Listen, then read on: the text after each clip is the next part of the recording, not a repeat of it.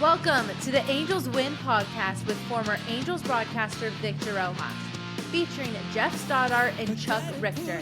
And now it's time to talk about some baseball. Victor, take it away.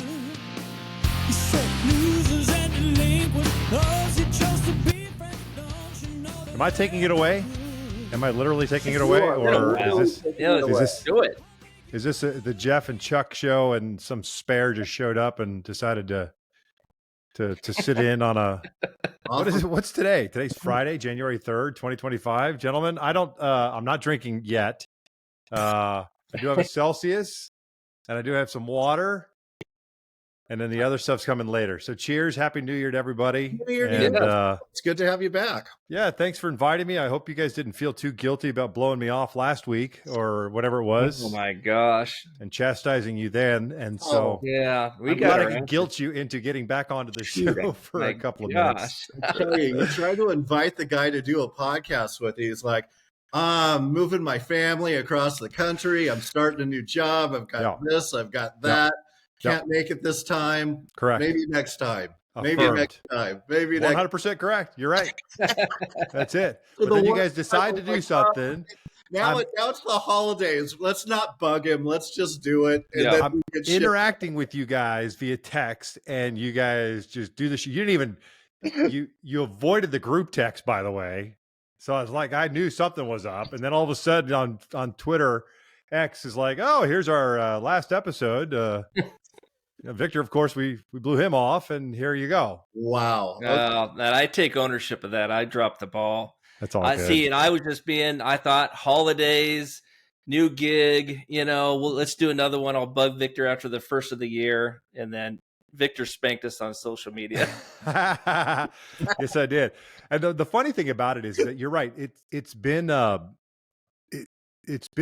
hectic couple of months, but we got to the holidays and Tyler's here, Maddie's staying with us, and it's like really there was not much to do. We were doing just family stuff. I'm so carving out 30, 40 minutes or whatever it is, it would have been like a good situation, good time, just like today is.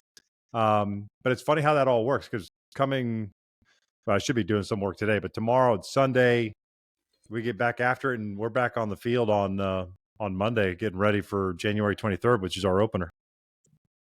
Very cool. Well, maybe you can tell people a little bit about that. I know you shared a bit of it on X when it first happened, but you're now coaching with Ottawa University, and I think it's in Surprise, Arizona, right? Yeah. Surprise, Arizona. It's directly across the street from the Rangers and Royals spring training facility. The original Ottawa University, it's still around, obviously, in Ottawa, Kansas. I grew up 40 minutes away from it. So I knew of it and been around it for a long time. But a good friend of mine, a good coach that I've known a long time, Tim Montez, has been the head coach here. He's the one that started the program in Surprise 7 years ago. Reached out of the blue. Trust me, man, there was a span of 8 days that was just mind-boggling. And I'll take you through it really quickly, because it's like this insane roller coaster. And that's why I said it's funny how God and life works sometimes. One door closes, another opens. And this wasn't even a door closing and one opening. It was all of a sudden there's 3 to 4 doors that just opened out of the blue. And so it went from, I do the ESPN baseball stuff, and I'd been talking to them after the Super Regional and after the College World Series about, maybe doing some more games or picking up more stuff. And they talked about it, but nothing was happening. It wasn't really materializing. I was probably just going to do baseball this coming spring. And then I was on the end of College World Series, started talking to a lot of D1 coaches about the possibility, with everything that's happening with NIL, with the settlement that's coming, with all the new rules that are going to be taking place in the fall of 25, that maybe, and this is just me spitballing with these guys and talking baseball, maybe with my background in front office and in baseball, maybe there's something where we could do something like a professional ranks, right? There's not a GM, but whatever role you want to call it, to take all of that stuff off of your coaching plate. And I would focus on that so you guys can focus on the field. And that's starting to happen already in college football. There's general managers being hired for college football. So it's kind of syncing up with all of that. And they all love the idea, but we were still in the summer of 24, and it's tough for them to go to their ADs and ask for anything because it wasn't going to be happening for a while. And then all of a sudden, there was a Friday that I don't know why I did. There was an opening that came up in Nebraska for a head coaching job. And I said, I'm going to send an email saying, hey, if you're willing to listen, open your mind to it, I'd love to have a conversation. It was about 4 hours from where I grew up. Long story short, it was me and another guy. I flew up there, interviewed. They went with the other guy. So on a Friday, they went with the other guy because he had been a grad assist the day before. This is where those crazy 8 days start. He had been there before. So I got it. I totally understood his familiarity. He knew the program, been there. Cool.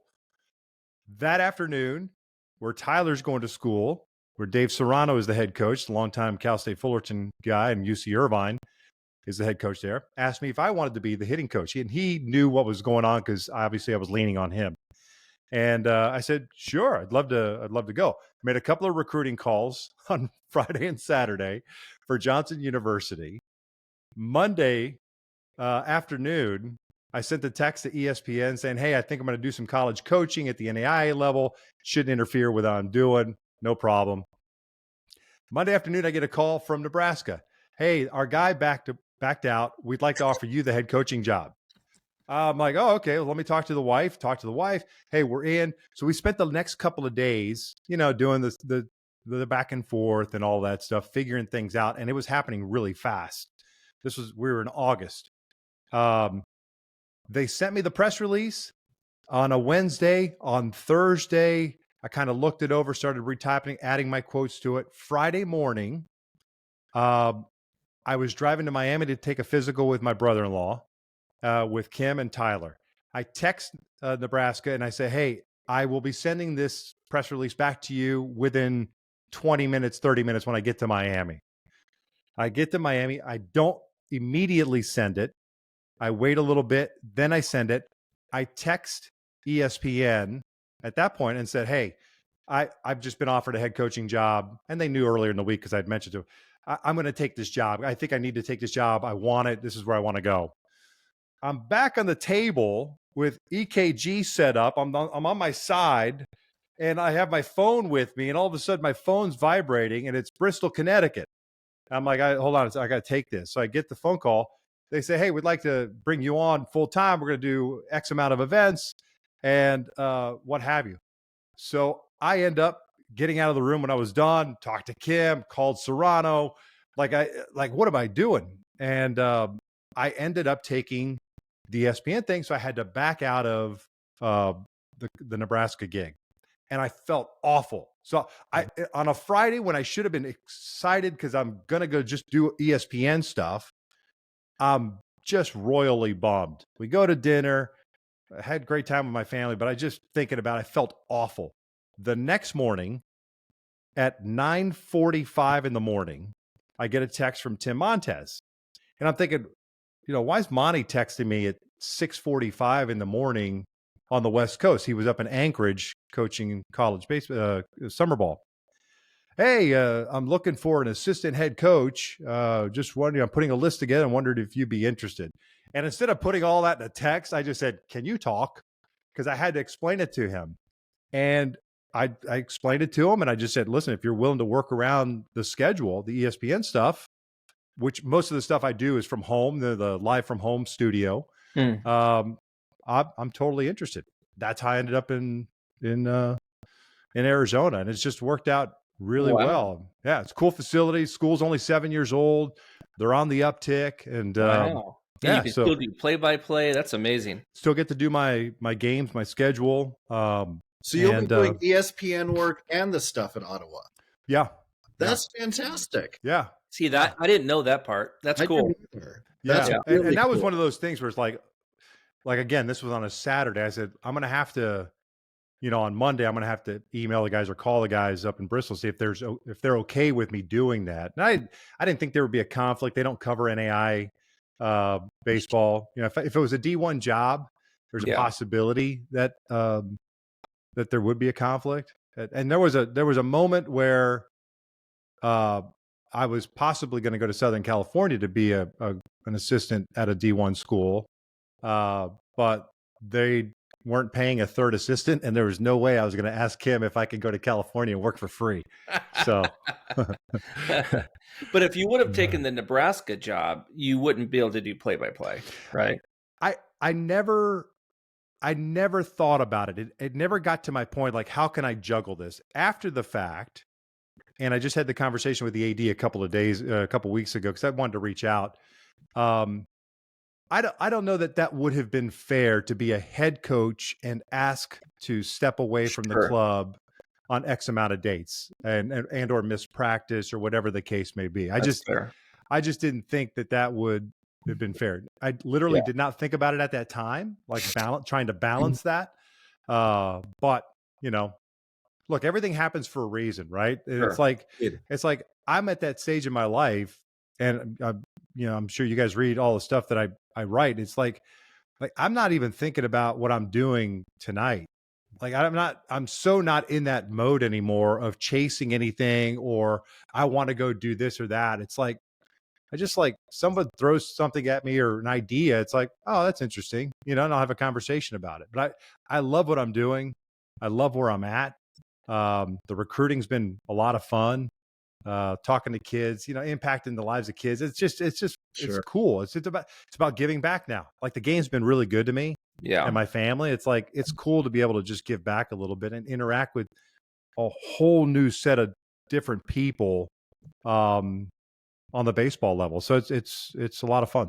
And you're close to Mattingly too, who works for the Diamondbacks. Yeah. Yep. Yeah, that was the thing. When I told her we might go to Tennessee to be at Johnson, she's like, haven't you spent enough time with Tyler? Why don't you guys just move to Arizona? And then all of a sudden it played out perfectly. So, well, the college recruiting thing for you too, having been through it, and I'm guessing in some cases kind of still going through it with Tyler, the positives and the negatives probably gives you a much better insight and empathy into things to say and things not to say. And, being honest with not only the players, but with the family members as well, as painting the picture of what it is and what it isn't. 100%, Geoff. And if I had gone through this 10 years ago with Tyler or Mattingly, it probably skews the perspective a little bit, because, most parents, if you have a pretty decent athlete, you're going through some sort of a recruiting phase, right? Whether it leads to something or doesn't. And you're always prepping as a parent. But because I'm so close to it, and really not that far removed, literally from Tyler graduating in May of 23 to then leaving UCF in January to go to Knoxville, like I'm just a year removed from that process and listening to coaches and recruiters and the like.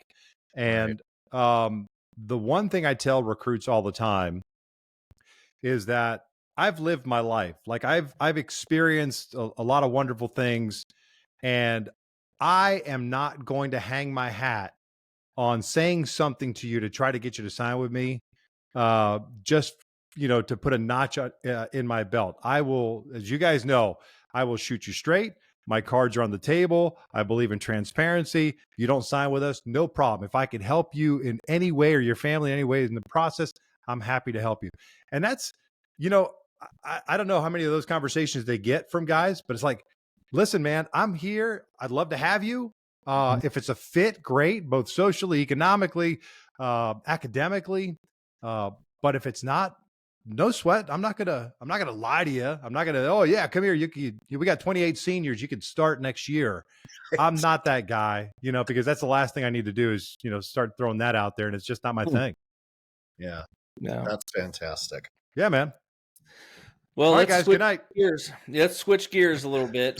Thank you for the update, Victor. That's great. I appreciate it, guys. I know a lot of our listeners and big fans of the show and of yours would have liked to have heard that. So that's good. So thank you. You got it. Now shifting to the Angels. So we have to. That's a wonderful segue. Yeah. So they didn't land Kim from Korea. He signed with the Dodgers. It took less money. it appears from the reports and from a guy I was talking to that we've been texting back and forth with, who I mentioned in our last podcast, said that we were close to signing him. And, things happen in negotiations. The Dodgers apparently weren't involved in the beginning, but, they're able to flex their muscles and get apparently whoever they want these days. I mean, and you can't blame them. They got a great history. They got a great coaching department and scouting and analytics, everything, and they can pay money. And actually, if you're taking less money to go there, it means you just want to win. I mean, the Angels can't guarantee that for free agents, right? And so it's frustrating from a fan, and that the Angels are up against a couple things. Yeah, a few things actually.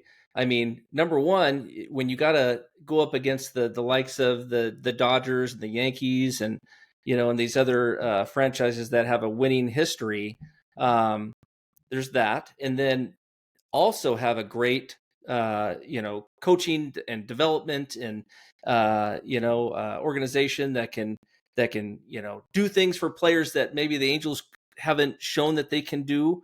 And then they can pay whatever, right? They can defer the money. They can just back up the truck and just come on in, right?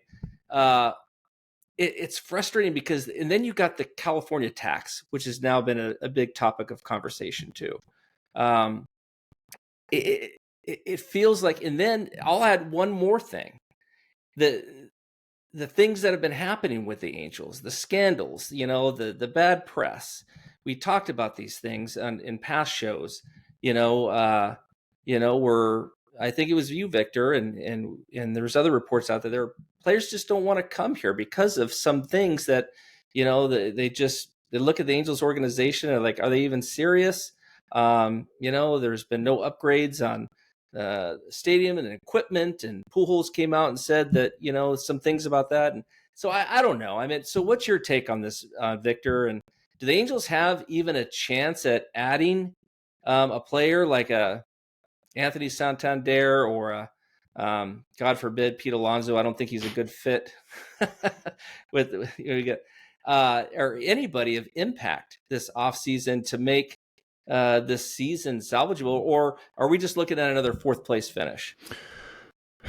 Well, as far as the finish, I think it's the division is open. I think because, and I shared with this in the text with you guys, is like the minute Houston traded Kyle Tucker, pretty much signaled that they were going to go in a different direction with Bregman, and anything could still happen. Don't get me wrong, but and maybe they're waiting for the price to drop. I don't know, but I just thought that I think that just signals that it's not the same old Houston Astros, although they still have a lot of really good players. I think the Rangers looked at it that way as well, and I think that's why they've started to make moves.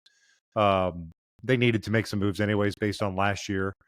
But it's interesting because I don't know the answer. I don't know that anybody really knows the answer. I think if you are taking a 30,000-foot view of Major League Baseball from a free agent's perspective, obviously the region in which you play matters, right? It mattered to Corbin Burns. Could you have talked him into Southern California, San Diego, whatever the case may be? Obviously, I know San Diego's in Southern California, but you know what I mean? When us, Los Angeles, San Diego, and say, hey, we'll, kind of go the Kevin Brown contract with the Dodgers. We'll provide you 4, round trips on the private plane from Orange County, whatever you need to do, right? That's manageable. That's something that you could sell. You could pitch to someone that wants to be closer to home, and be flexible as far as the schedule. When it comes down to the money side of things, I think the Angels can play ball with whomever. I think it feels like to me that the word is out that the Angels are gun shy of overpaying anybody. Like they are, it seems like, set on whatever their number is, and every team has their valuation process and says this guy's worth X and we're willing to go here. but are not going to break the bank for whomever. I believe that those two guys you just mentioned, Pete Alonso and Anthony Santander, do you need offense? Yes. Would I spend that money on those guys? Probably not. That's just not, especially for a guy like in Santander who's coming off a career year in power. Strikeouts are up. It's just batting average is going down. It's just like, what are you paying for? Are you paying for the body of work, or are you paying for the guy from last year? And I think that's where you have to just fine tune the process. So again, overall, from a 30,000 foot view, I think Anaheim is still a place you'd like to go. It's Orange County. What's not to like? And the stadium is old, but it's not decrepit and fallen apart. It's not the Coliseum in Oakland. You could still make do. I know they spent some money on the stadium and the surrounding area at Tepe Diablo. Looking forward to seeing that, which I can actually now go to games, whenever I want. Yeah.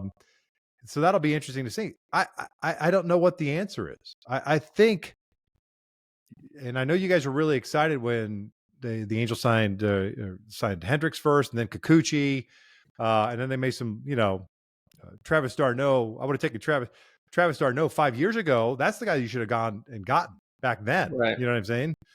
Before the Logan O'Hoppe trade, because that guy is what he is, right? He's legit. Right. At this stage, he's a backup catcher. Right.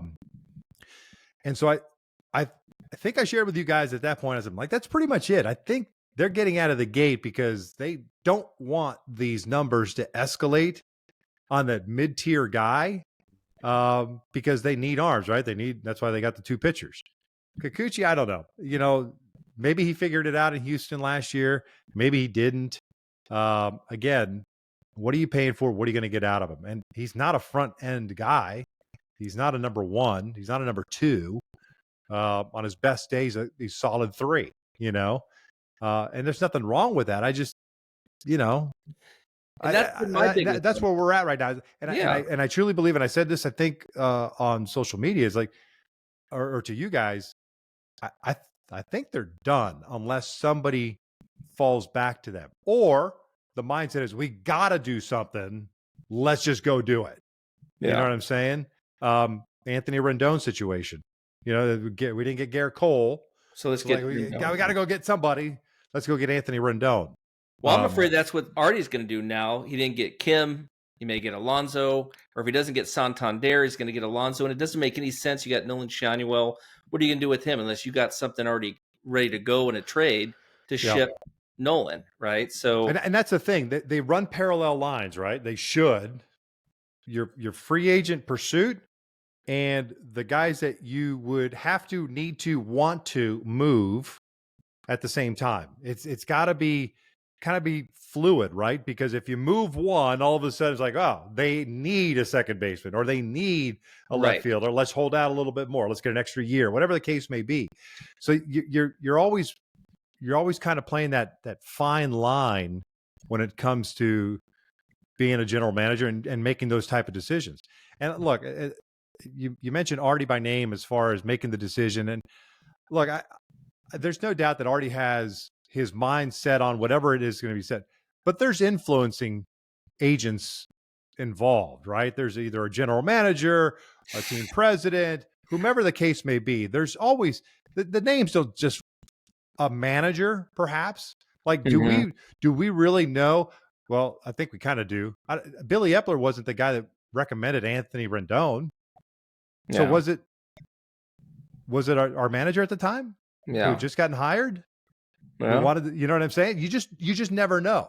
But ultimately the buck stops with, in the Angels case, with Artie Moreno. And any big money contract, ultimately it's the owner that's going to make the final decision. I don't care what team it is. You saw Stephen Cohen go out there and make the splash that he did with Juan Soto. So I know there's a lot of words there, but I hope I answered your question. Yeah. Yeah. It's just, for me, from my standpoint, it's just frustrating. Obviously, I have a deep hatred for the Dodgers inside. And then, the one guy I was hoping the Angels could get that could be a table setter I mean, obviously there's question marks about this Kim kid, right? I mean, can the production he had in Korea translate into the States against pitching? I did see some videos how he did against, oddly enough, the Dodgers in what was it, a year or two ago, and he performed well. I mean, I just can't think of his name. Who's the kid? Top prospect pitcher, Victor, that of the Dodgers, throws high 90s. Couldn't tell you. Yeah, damn it. If he was in Division I baseball, maybe I'd be able to tell you. But Yeah, I'll look him I up. couldn't tell you. But that's a valid point, right? Because you could say, hey, did you watch the Soul Cup or whatever the case, and did you watch him play in postseason? That's all fine and good. 162 games in the big leagues is a lot different than anything else in the world, unless you are like an Ichiro or Matsui or Shohei Ohtani. I mean, as a hitter, very few guys have come over and been hugely successful, other than Ichiro, Matsui, and Ohtani. Am I missing anybody? Yeah, Bobby Miller is who I was talking about. Oh, Bobby Miller. Okay. Yeah. Shin-Soo Choo had a very good career. He did. From Korea as well. I think he just finished his career last year, I think it was. Took his last professional at bat. But anyway, it's hard. It's hard to translate, to the grind of 160, especially for a guy who is not a power hitter. And so, look, would he be a nice pickup? Yeah. Would he be a difference maker? No. He would have filled a nice hole for you, picks up some defense. I still believe wholeheartedly pitching and defense wins. Right. You got to have some offense, but the pitching up the defense up the middle, catcher, middle infield, center field, that to me is how you build a team from a defensive standpoint. Yeah. And so from a glove perspective, I think that would play. It's the offense, whether or not it doesn't. And you can live with certain things. Obviously I'd love Luis Arias because he can win a batting title for you, right?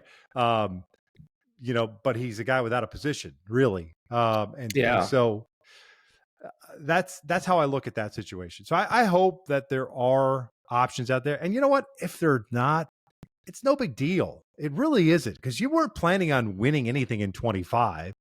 I mean, so it's like, would you like to? Yes. The problem is that they got out of the chute as quickly as they did early on with signing these guys, right? Yeah. And you got everybody excited about. It got me excited. Right. I know it got you excited. I had to walk you off the ledge a little bit. And so the expectation for the fan base goes up with that. Oh, they are going to X, right? And then all of a sudden it's like, you haven't heard, it's been crickets since. Yeah. Other than some little, since the winter meetings, since some minor league deals and the like. And that happens. Sometimes it's there, and you never know, man. The Santander thing could happen. The Alonso thing, I don't think, I mean, okay. When someone's speculating, hey, let's put Nolan Shanuel in left field. No. Now they're talking out of their backside. Yeah, that ain't gonna happen. I'm sorry. Yeah, I do think that if they were to get Santander and maybe and I know I mentioned that Jorge Polanco did not want to. He wasn't interested in signing with the Angels. That could change. I mean, or that could just be some rumor bullshit that was out there. But if you added those two guys to your team, I mean, you could be competitive. I mean, if guys stay healthy, there's that whole if. But competitive, right? So that's the whole word, like being competitive. Can you be competitive as the roster is constructed? Yeah, I think you can be, right? Because you're not going out and signing. I mean, unless you're going to go sign like Flaherty or somebody like that, right? From an arms perspective, are you going back out and dipping your toe in that?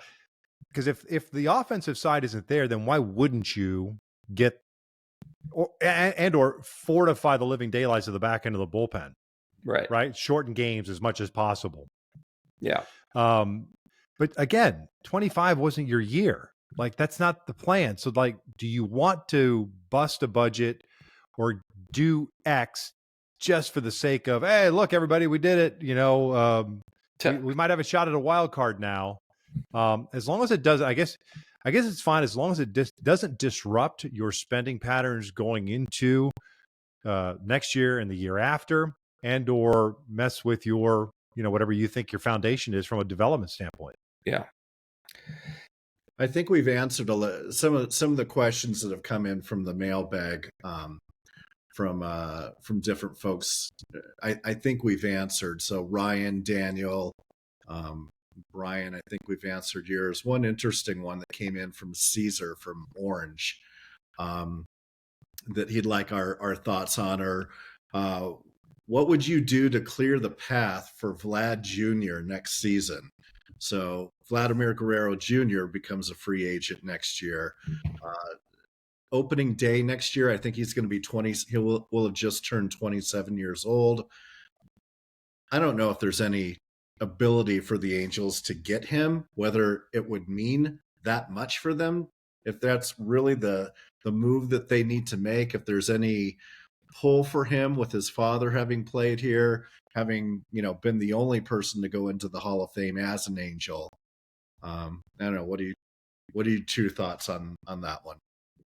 I think he's going to command I'll just go real quick, Victor. I think he's going to command a shit ton of money, because he will be the premier free agent, if I'm not mistaken, on the offensive side of things next offseason. So is he going to get Juan Soto money? No. I mean, he is a future DH. That's what you say. Well, that's true. Who knows, right? Did anybody know that Juan Soto was going to get 600 plus, or whatever the number ended up being? Yeah. Well, hell, if Freddie Freeman wins another World Series, he may retire, and then they'll just sign Vlad. The Dodgers get who they want. Bastards. But Freddie's not going to give up the money. No. So he'll work out a deal where he gets his money. Yeah. Maybe he'll come to the Angels. Yeah, in the twilight of his career. We've seen that before, right? Yeah, exactly.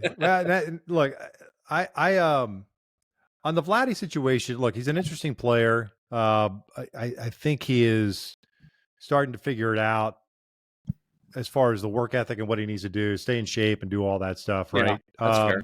He's a first baseman. I mean, that's really what he is at the end of the day. He's not going to play anywhere else, DH, I guess. Look, the Angels could have gone out and signed him when he was an international free agent. Now, I know that they could, they would have sustained a lot of penalties and the like, and they were limited because of the whole Baldachin signing. That was a gem by Jerry DiPoto. That was out of Cuba. A turd. $8 million deal. Yeah, a giant turd before he left. Yep. But, so they could have gone out and done it, if I remember correctly, right? I don't think there was any limitation like, hey, you cannot sign him. I think that they were up against it and or would have paid significant penalties, if memory serves correct. So the question is what's Artie's comfort zone on the high level money? And was he in on Ohtani at 450 or 500 when everybody was throwing that out there? I don't know. I think he was quoted as saying, I never thought it would get that high. I don't think he ever thought it would get to 500. I'm sure he was mesmerized, and I'm sure he's really happy about Stephen Cohen going out and spending the money he did on Soto. I know Artie was one of the guys that, originally didn't want Cohen in baseball as an owner because of his ability to just go out and write checks. So I don't know. Would it make sense? Yeah, it would make sense. If he's an impact guy at 27, the lineage with Vlad Sr. and so on and so forth. Yeah, I mean, logically speaking, makes a lot of sense. And timing wise, you're getting into 26 and 27. Right. Yeah, as guys start to kind of Angels have the second pick in the draft. There's a lot of positives, going in that direction. So I think you still have to kind of play that out. And go from there. But yeah, I think there's a possibility. I just don't know how much the comfort zone, right? Look, the television deals across the board, except for, the teams that have deals that are separate from the bankruptcy, Dodgers and Yankees and Cubs, and Cubs started their own network and so on. And so, they have a lot more flexibility from a revenue perspective than any other team, especially those that were involved in the bankruptcy. I'm pretty sure that the rework deal that the Angels have is not over $100 million a year that it once was, right? So I think that plays a role of, how much they're going to go out and spend. And look, owners have the right to do whatever it is that they want with their team. They've spent the money to buy the team. They're the owners of the team. You don't have to like it. I'm just saying that's kind of that's their thing, that if they want to spend it. If they want to spend 90% of their revenues putting back onto the field players, or 110% of revenues, I don't even know what the final number is on the Dodgers right now. That's the prerogative of the organization and of ownership, right? And so, like I said, you don't have to like it. I will say this, though, with everything that's going on, from a spending perspective and the collective bargaining agreement that'll be coming up here in a couple of years, I don't think the union's going to be complaining much. Union's happy because the top tier guys are getting paid. That's all they care about. Yeah, and they're going to rail against a floor. They're going to rail against the ceiling, even though they supposedly have a soft ceiling now with the whole CBT. But I think there's owners that are going to be like, hey, enough is enough. We can't do this. And I would not be surprised if there's a work stoppage because of it, initiated by ownership, to try to get some sort of a floor and a ceiling. Owners don't want a floor. Certain owners don't want a floor. A's, Marlins, Rays. There's a lot of teams that don't want a floor. And then, players don't want a cap, a hard cap. So I think something's going to come to a head because it's just not sustainable. I don't see how it's sustainable. It's not sustainable. It's not sustainable. Yeah. Do you sense that there's whatever Artie had in mind 3 years ago, whatever it was, that brought him to a place where he wanted to sell the team, then pulled back from that and said, no, I don't want to. I'm still ready to go after this, or whatever his reasons were. As an older man, 78 years old, how much longer do you think that he will want to push this and want to be involved in owning the team versus cashing out and, riding off into the sunset much wealthier than he was when he rode in? Well, the ROI on what he spent and what he'll eventually get is insane. Yeah, it's God bless him. Yeah, God bless him. But I mean, I don't know, Geoff. I think that is, and I don't know this to be factual. This is just me kind of looking at things, having been, quasi part of something that, trying to, during that phase. I think that there are a lot of unanswered questions and legal things that are still going on that are open-ended, that maybe was a precursor to not wanting to sell, because then, I know Major League Baseball is its own little entity and they have antitrust exemption, but I think once you start getting into paperwork and the like, and due diligence, there's a lot of stuff that has to be divulged. Mm-hmm. And so that could have played a role in, whether the whole city thing that played out, the whole stadium, I think the Tyler Skaggs thing is still going on. Yeah. The Eric K situation was still looming, which is tied to the Tyler Skaggs. Right. So, and those are the ones that we know of, right? So I think there's, from a development standpoint for the stadium and the like, it's just, there could have just been a lot of too many open-ended things out there to facilitate a deal. That makes sense to me. And again, that's just me, sitting back and looking at it. I'm like, right. No, because all of a sudden now you got to, if there's a court case, then you're subject to discovery and documents. And so, it's like, I don't know. And that's just me. Maybe I've watched way too much Law and Order and stuff, but But I can see that as a reason to not want to move forward or just say, hey, we're going to stay the course. And so I think until those things get resolved, or at least there's an end game to those things, I'd imagine. I think Artie's, and again, he's an uber competitive dude. He wants to win, and at this stage, why not just like, damn it, we're going to win. But if that's the case, then go win all. You got to. If that's the case, that's my point, Victor. You should have bit the bullet, signed Ohtani to whatever it is, or whatever the case may be. Trade him, but you've got to just go. You just got to go. Unfinished business. The thing that he said, and then he's always mentioned that how he's a fan of baseball first, and that's the reason why he bought the Angels. He had a good gig, and now he's made a great, thing out of the Angels, but. Come on, man. I mean, give the fans something. It's been a long time. And sure, a lot of that success that we had in the 2000s were, I'll be honest, were on Bill Stoneman, the GM. I mean, the guys that he got and drafted and didn't trade and kept, I mean, they're part of the success that we had. And in some of the lower end, like getting, obviously, you got Vladimir Guerrero. I mean, he did a great job, but I mean, he's still there though. So either they're not listening to him, or some of the suggestions he's making, aren't working out either. You know what I'm saying? So it's like, and I'm not putting it on Stoney. I'm just saying he is still intimately involved.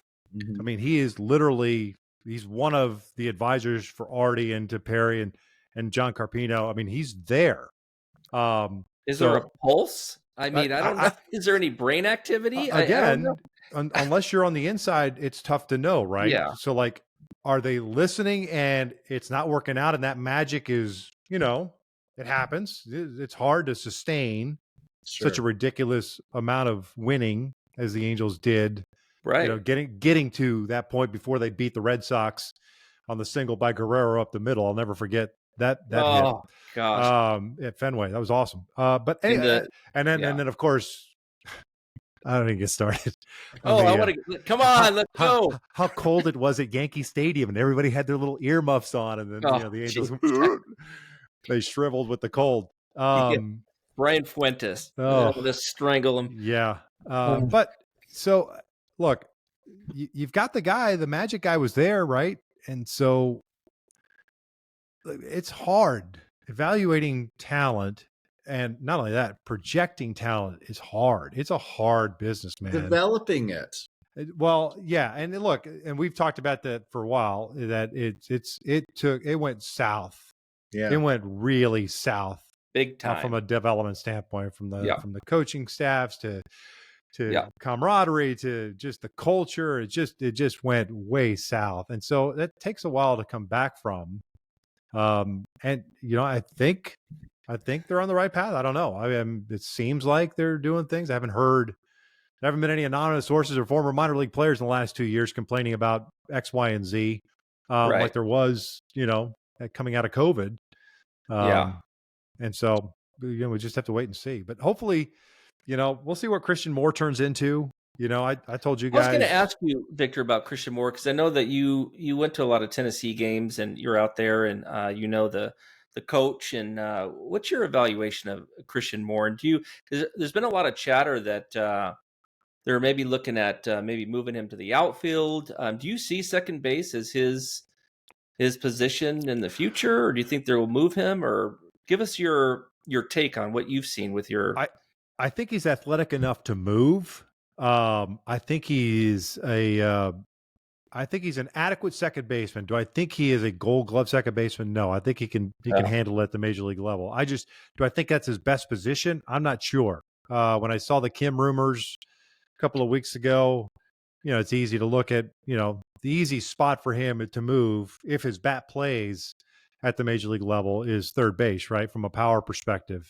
Sure. And so if you could play second, if you could play the infield, you could play third base because it's a reactionary position. Assuming you're athletic enough, right? And have the instinct for it. He's got the arm too. Yeah. Yeah, he's got the arm. I think he's got the arm for it. Yeah. So the only thing about Christian is, the strikeouts is a concern, Right. contact, spreading the strike zone and his chase rate. And those are the things that kind of just watch out on. But a lot of young players are kind of like that, unless you're the complete reverse, like Shanuel is more of a, bat the ball kind of guy. You want him to be more of, which is the fine line, right? It's the Matt Theis thing where, look, if a guy's really, how many times I've said this, if a guy's really good at something, then amplify that. Don't screw with him and try to make him something he's not. Matt Theis was one of those guys, right? First round pick, probably one of the best pure hitters out of college, out of Virginia, when he in the draft that year. Yeah. And what they do, they tried to get him, the Billy More Epler loft. launch angle thing, and it just it screwed his path. Was he going to stick at catcher long term? No, because everyone was talking about it going into the draft that he was a guy, because his bat plays, that he's probably going to be a first baseman or a DH. But hey, look, that's why I didn't dog Matty when he's back behind the plate. You're asking a guy to go back there at the major league level and serve as a backup when it's like he hadn't done it in a number of years, and it's not fair. It's like, go ask Ward to go back behind the plate. I mean, he was a catcher too, if I remember correctly. He was the following year, right? It was Theis, first round. Back-to-back catchers, Back-to-back catchers in the first round. I'm like, what are we doing? And he was Fresno State, correct? Is that right? Does that sound right? Yeah. Fresno State? Yeah. So, but it's like asking him to go, hey, I need you to be a backup catcher now in the big leagues after so many years of doing something completely different and leaving the game. And it's not an easy task.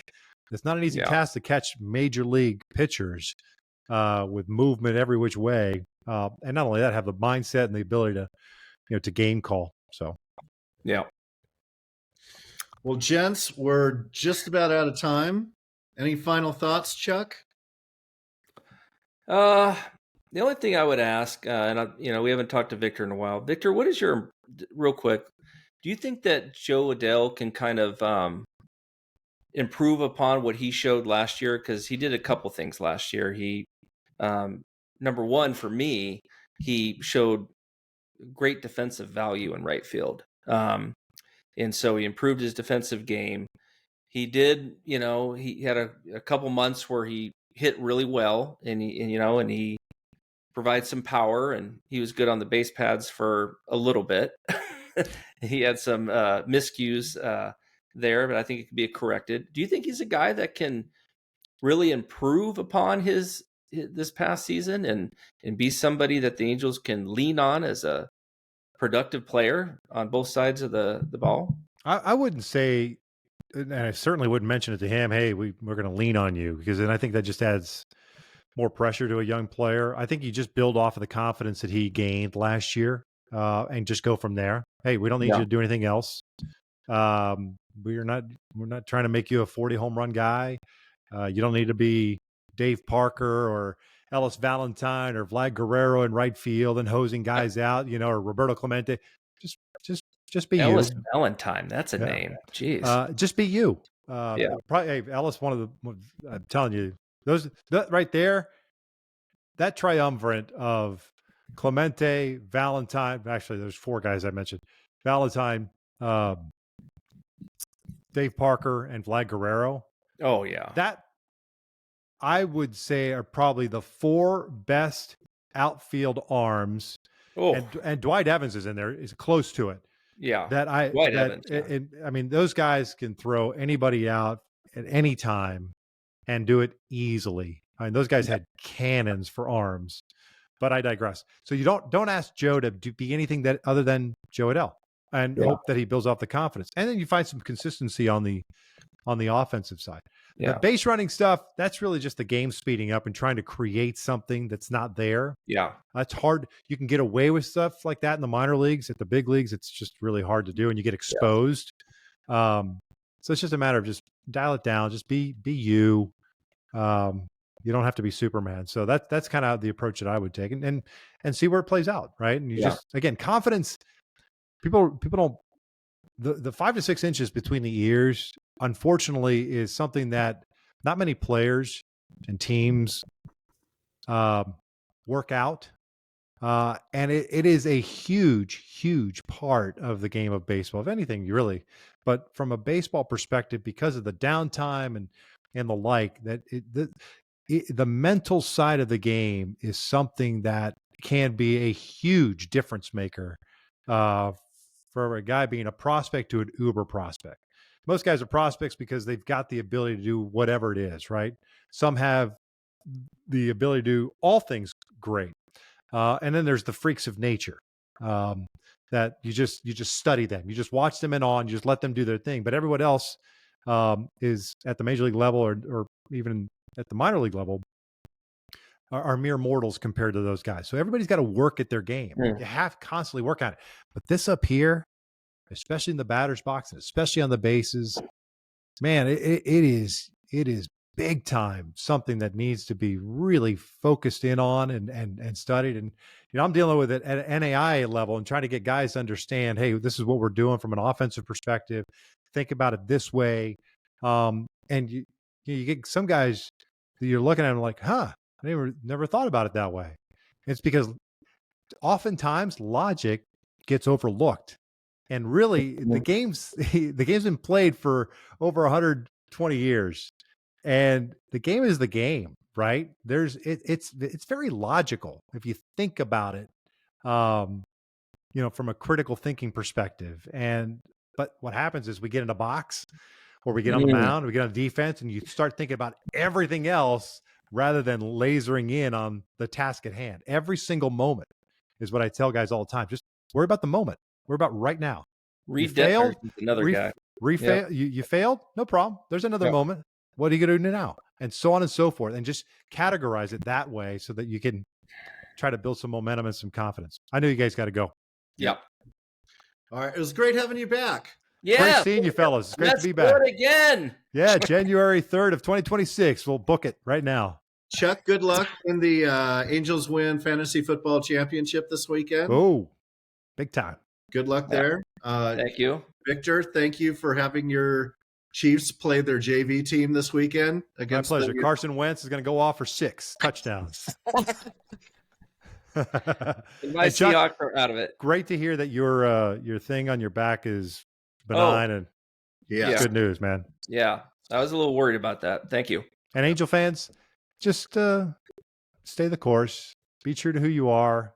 Just let things happen. You can't put a square peg in a round hole. Just kind of play it out. Remember, 25 is not your year. Whatever happens is icing on the cake. So I like that. Stay positive.